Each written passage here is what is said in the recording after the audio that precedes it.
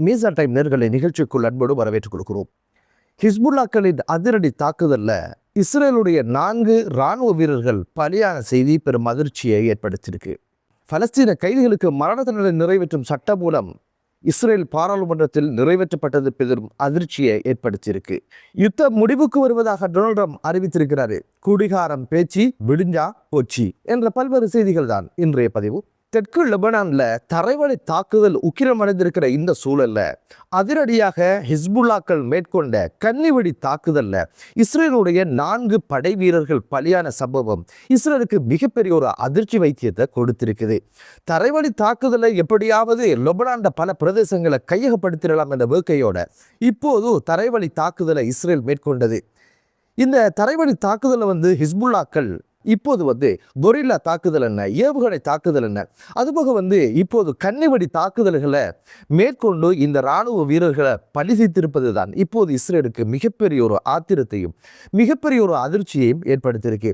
அனைத்தையும் அடக்கி வாசிக்கிறவங்க, தணிக்கை செஞ்சு செய்திகளை சொல்றவங்களுக்கு இது மிகப்பெரிய ஒரு அடியாகவும் இடியாகவும் ஜெசீராவுடைய செய்தி இருப்பதாகத்தான் இப்போது உலக அரசியல்ல பேசப்படுது.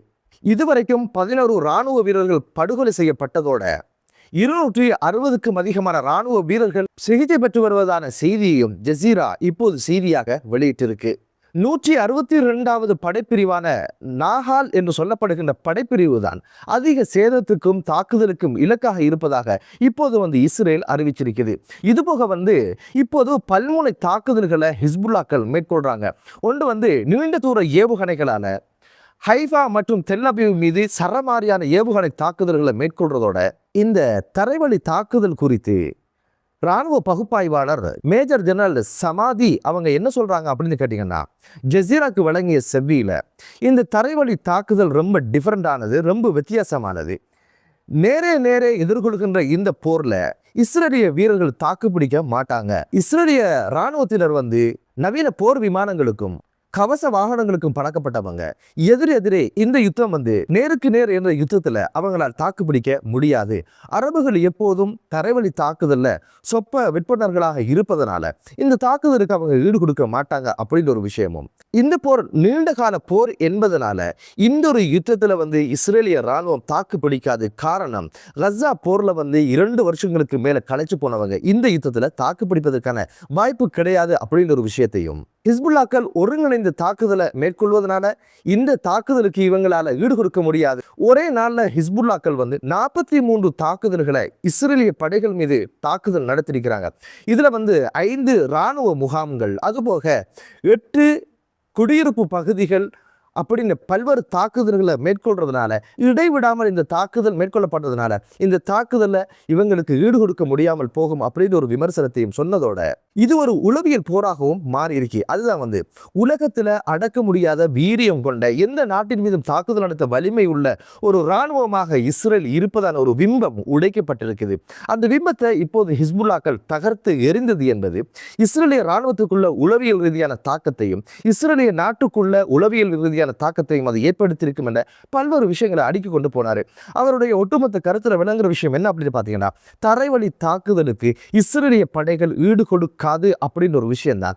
இதுல அவர் மிக முக்கியமா சொன்ன ஒரு விஷயம் தான், அமெரிக்கா வியட்நாம் போர்ல எதை சந்திச்சதோ அதே தலைவலியையும் அதே கஷ்டங்களையும் இப்போது ஹிஸ்புல்லாக்கள் இஸ்ரேலிய படைகள் கொடுக்க ஆரம்பிச்சிருக்கிறாங்க. நிச்சயமாக இந்த போர்ல இஸ்ரேலிய ராணுவம் தோத்து போகும் அப்படின்னு ஒரு விஷயத்தை இந்த குறித்த இராணுவ பகுப்பாய்வாளர், இராணுவ ஆய்வாளர் கூறிய ஒரு விடயம் உண்மையிலே கவனிக்கத்தக்க விடயமாக பார்க்கப்படுது. அடுத்த செய்தி குறித்து கவனம் செலுத்தலாம். பலஸ்தீன அப்பாவி கைதிகளுக்கு மரண தண்டனை நிறைவேற்றுவதற்கான சட்ட மசோதாவை இப்போது இஸ்ரேலிய பாராளுமன்றத்தில் நிறைவேற்றப்பட்ட இந்த செய்தி பலஸ்தீன மக்களுடைய மிகப்பெரிய அச்சத்தையும் உலக அரங்கிலே மிகப்பெரிய ஒரு பேசுபொருளாகவும் இது மாறி இருக்குது. இந்த ஈரானுக்கு எதிரான இந்த யுத்த கெடுபிடிக்குள்ள சத்தம் இல்லாம இந்த ஒரு செய்தியை செஞ்சு முடிச்சிருக்கிறாங்க இஸ்ரேலிய பாராளுமன்ற உறுப்பினர்கள். இந்த ஒரு விஷயம் வாதத்துக்கு கொண்டு வரப்பட்டு 3வது வாத பிரதிவாதங்கள் முடிந்த சூழ்நிலையில் தான் வாக்கெடுப்புக்கு இது போயிருக்குது. இந்த வாக்கெடுப்புல பெஞ்சமின் நெதன்யாகு உட்பட அவருடைய பாராளுமன்ற உறுப்பினர்கள் 62 பேருடைய வாக்குகளுடனும், அதுபோக அதை எதிர்த்து 48 வாக்குகள் பதிவானதோட ஒருவர் வாக்கெடுப்பில் கலந்து கொள்ளாமலே 9 பேர் பாராளுமன்றத்தில் சமூகம் அளிக்காமலே இந்த ஒரு சட்டம் மூலம் இப்போது நிறைவேற்றப்பட்டது பெரும் அதிர்ச்சியை உலக அரங்கில் உண்டு பண்ணிருக்கு. இந்த சட்ட மசோதால என்ன இருக்கு அப்படின்னு பார்த்தீங்கன்னா, பலஸ்தீன பிரஜைகள் இஸ்ரேலுக்கு எதிராகவோ அல்லது இஸ்ரேலிய பிரஜைகள் மீது தாக்குதல் நடத்தினால் பயங்கரவாதமாக கருத்தில் கொள்ளப்பட்டு நேரடியாக மரண தண்டனை விதிக்கப்படும் அப்படின்ற சட்டமும், இஸ்ரேலிய பிரஜைகள் மீது தாக்குதல் நடத்துகின்ற பலஸ்தீன மக்களுக்கு மரண தண்டனை, ஆனால் அந்த சட்டத்தில் இஸ்ரேலியர்கள் பலஸ்தீன மக்களுக்கு ஏதாவது தீங்கு விளைத்தாலோ அதற்கான எந்த சட்ட ஏற்பாடுகளும் இல்லை என்பது ஒரு பாரபட்சமானது அப்படின்னு ஒரு விமர்சனமும் இப்போது முன்வைக்கப்படுது. இஸ்ரேலிய சிறைச்சாலையில் இருக்கின்ற கைதிகள் யார் அப்படின்னு பார்த்தீங்கன்னா, கிட்டத்தட்ட 350 சிறுவர்கள், 66 பெண்கள் உட்பட 9300க்கும் அதிகமான கைதிகள் இப்போது சிறையில் வாடிக்கொண்டிருக்கின்ற இந்த சூழல்ல தான் இப்போது மரண தண்டனை தான் இவர்களுக்கான தீர்வு அப்படின்னு ஒரு சட்ட மசோதா நிறைவேற்றப்பட்டது. பலஸ்தீனில் இருக்கின்ற ஒவ்வொரு வீடுகளும் மரண ஓலம் கேட்கின்ற வீடுகளாக மாறி இருக்கின்ற ஒரு சூழ்நிலை உருவாகி இருக்கு. சிறைச்சாலைக்குள்ள சித்திரவதை என்ன, பட்டினி வதை என்ன, அதுபோக மருத்துவம் இல்லாமலே நோயோடு சித்திரவதை செய்கின்ற பல்வேறு கொடுமைகள் நடந்தேறி கொண்டிருக்கின்ற இந்த சூழல்ல தான் இப்போது சத்தம் இல்லாம இந்த ஒரு சட்டத்தை நிறைவேற்றி பலஸ்தீன அப்பாவி மக்களை தூக்குமடை ஏற்றி படுகொலை செய்து அதை ரசிக்கின்ற ஒரு சூழ்நிலைக்கு இப்போது இந்த அரக்கர்கள் வந்திருப்பது என்பது இப்போது சர்வதேச மனித உரிமை பேரவைகள் பலத்த கண்டனங்களை தெரிவிக்கின்ற இந்த சூழல்ல, இதுக்கு எதிராக அனைத்து நாடுகளும் தமது கண்டனங்களை பதிவு செய்கின்ற இந்த சூழல்ல தான் இப்போது அமெரிக்கா அதிரடியாக இதை ஆதரித்து ஒரு அறிக்கையை விட்டிருக்கிறாங்க. அது என்ன அப்படின்னு பார்த்தீங்கன்னா, இஸ்ரேல் அதனுடைய உள்ளக விவகாரங்கள்ல தமக்குரிய சட்டங்களை இயற்றுவதற்கான இறையாண்மையை அது பெற்றிருக்கு. அதில் யாரும் தலையிட வேண்டிய அவசியம் கிடையாது. நீதமான விசாரணைகளை மேற்கொண்டு அதுக்கான தண்டனை கொடுப்பதற்கான இறைமை அது பெற்றிருக்கு. அது நாங்கள் தலையிடுவதற்கு இல்லை, நியாயமான விசாரணை மேற்கொள்வாங்க நம்பிக்கை எமக்கு இருக்கு அப்படின்னு ஒரு அறிக்கையை இந்த அரக்கர்கள் வெளியிட்டிருப்பது என்பதும் சர்வதேச மட்டத்தில் மிகப்பெரிய ஒரு பேசுபொருளாக மாறி இருக்கு.